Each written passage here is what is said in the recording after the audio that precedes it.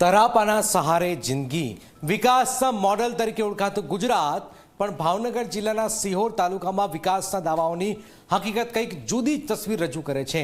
અહીં લોકો રોજિંદી જિંદગી જીવવા માટે જીવને જોખમ મૂકવા માટે મજબૂર છે। આખરે શું થયું છે, શા માટે આ ચર્ચા થઈ રહી છે, આવો જોઈએ, જાણીએ, સમજીએ।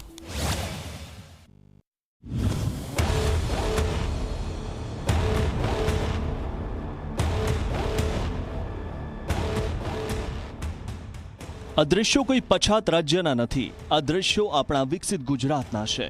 ભાવનગર જિલ્લાના સિહોર તાલુકાના ભાણગઢ અને પાળિયાદ। અહીં લોકો હજુ પણ તરાપાના સહારે જીવ જોખમમાં મૂકીને નદી પાર કરે છે। આ જે નદી છે જેની ઊંડાઈ 2 થી 2.5 માથોડા જેવી છે। ઊંડાઈના કારણે લોકો છે એ હાલ તો જે તરાપો છે, તરાપો બનાવી અને નદી પાર કરવા મજબૂર બન્યા છે। હું આપને નદીનો જે પટ છે દેખાડવાનો પ્રયાસ કરીશ કે આ જે ભાવનગર જિલ્લાની સૌથી મોટી નદી ગણાય એવી કાળુભાર નદી છે અને કાળુભાર નદીના પટની વચમાં બંને જે અનેક જે ગામોને જોડતા જે કોઝવે છે તેનું નિર્માણ કરવામાં આવ્યું હતું। વહેલી તકે આ જે કોઝવે સ્થાને બ્રિજનું નિર્માણ કરવામાં આવે અને હાલ પૂરતું જે ડાયવર્ઝન છે એ મૂકવામાં આવે તેવી ગામ લોકો દ્વારા માંગ કરવામાં આવી છે। કાળુભાર નદી પર 2023માં કોઝવે બન્યો, 3 જ મહિનામાં ધોવાઈ ગયો। 2024માં ફરી બનાવ્યો, ફરી ધોવાઈ ગયો અને 2025ના ચોમાસામાં તો છેલ્લું નિશાન પણ પાણીમાં વિલીન થઈ ગયું। હવે તંત્રએ 3 કરોડનો બ્રિજ મંજૂર કર્યો છે, પરંતુ એક પણ ઈંટ હજી સુધી મુકાઈ નથી। પાળિયાદ, દેવળિયા, ભાનગઢ, રાજપુરા, આણંદપર, સવાઈનગર, માઢિયા તમામ ગામોને બંધ થઈ આમ હાલવાનું બંધ થઈ જાય છે અને આમથી 25 કિલોમીટર આમ જવું પડે, 25 કિલોમીટર સમાડી ફરીને જવું પડે, 25 કિલોમીટર ભાવનગર જવું હોય તો માઢિયાથી જવું પડે।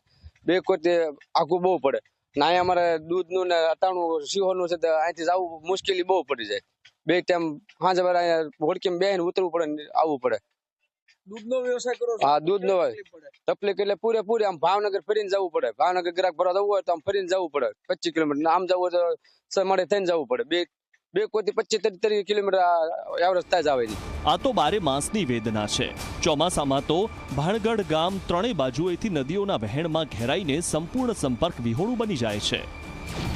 આસપાસના 20 થી વધુ ગામના હજારો લોકો, ખેડૂતો, વિદ્યાર્થીઓ આજ તરાપાના સહારે જીવન જીવવા મજબૂર છે। અમે જગ્યામાં મારું ખેતર છે બરોબર, એટલે મારે દીમાં 4-5 ફેરી અવર જવર કરવાની, રાતે પણ આવવું પડે। રોજડા કંદડે એટલે રાતે પણ ઉતરવું પડે છે અંદર। પણ હવે આ વહેલી ટકે જો આપણે ડાયવર્ઝન બનાવી દે ને અમને તો આ નાળું તો જેઠ મહિનાના એન્ડમાં સોમાં બે આવે તેમે તોડી નાખ્યું। એટલે હવે અત્યારે કોઈ જાતનું નથી। આ હોડકીના સહારે અમારે ઉતરવાનું અને અમારે જીવની જોખમે ઉતરવાનું। રાતનું ઉતરવું પડે, દીનું ઉતરવું પડે, કેમ કે સામે રોજડા આવે રાતનું જવું પડે છે।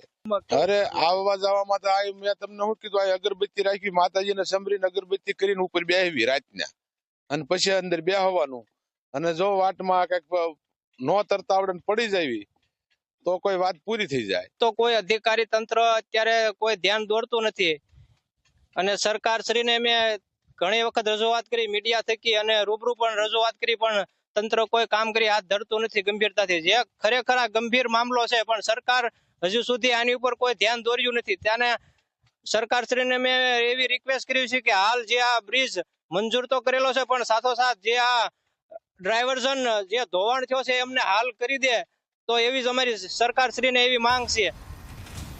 બ્રિજની કામગીરી મામલે તંત્રનો જવાબ લેવામાં આવ્યો તો એ ફરી એ જ જૂની કેસેટ વગાડવામાં આવી। ટૂંક સમયમાં કામ શરૂ થશે। ગામમાં ભાલગઢ, દેવાડી અને પાળિયાદ જે ગામોમાં અવરજવર માટે મુશ્કેલી પડે છે, તંત્ર દ્વારા ત્યાં 3 કરોડનો અંદાજે 3 કરોડનો બ્રિજ મંજૂર કરવામાં આવેલ છે, જે 60 મીટર પહોળો છે અને એનો વર્ક ઓર્ડર પણ અપાઈ ગયો છે। હવે પાણી નીચે ઉતરતા અને સુકાશે એવું જ એ કામગીરી હાથ ધરવામાં આવશે અને તાત્કાલિક એ પુલનું કામગીરી પૂરી કરીને પંથકોને તકલીફ ઓછી પડે એ પ્રમાણે અમે લોકો વ્યવસ્થા કરી રહ્યા છીએ। ગામ લોકો પૂછી રહ્યા છે કે આ ટૂંક સમય ક્યારે આવશે? કોઈનો જીવ જોખમમાં મુકાશે પછી ટૂંક સમય આવશે?